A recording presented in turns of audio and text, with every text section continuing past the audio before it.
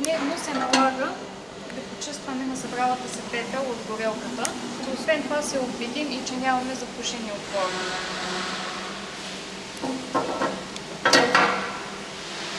Също така, един път седмично трябва да изпразваме на събралата се пепел в пепелника на камината.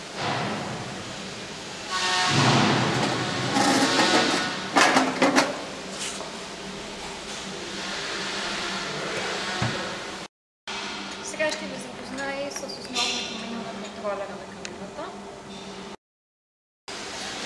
Чрез натискане на бутоните плюс и минус настройваме желаната температура на водата в камината, при което контролера автоматично запаметява настройката.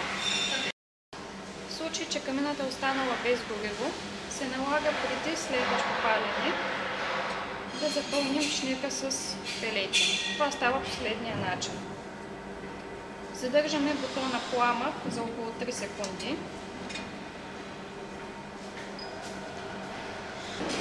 При което контролера започва да отброява 300 секунди.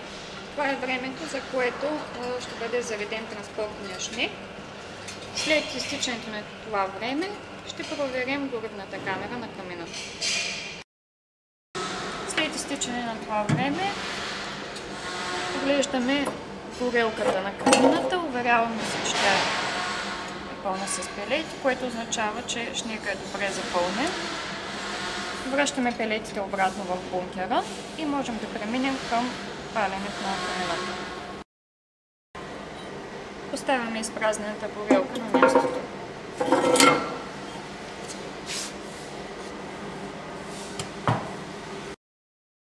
Преминаваме към запалване на камината.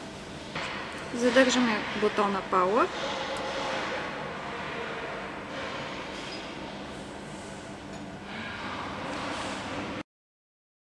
След около 10 минути камината вече е запалена.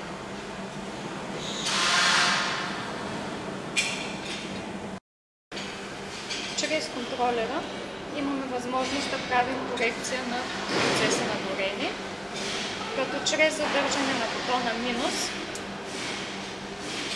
влизаме в меню, което ни дава възможност да правим корекция на оборотите на вентилатора за всяка една от мощностите, съответно в плюс и в минус.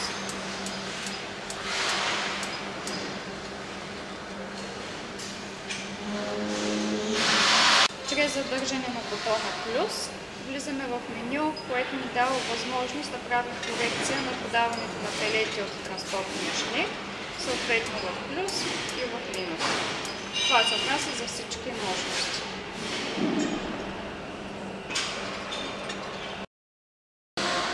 Чрез натискане на бутона пламък избираме максималната мощност на горене на камината, като при режим Auto камината сама регулира максималната си мощност. При избиране на желаната от нас мощност, контролера автоматично запаметява настройката.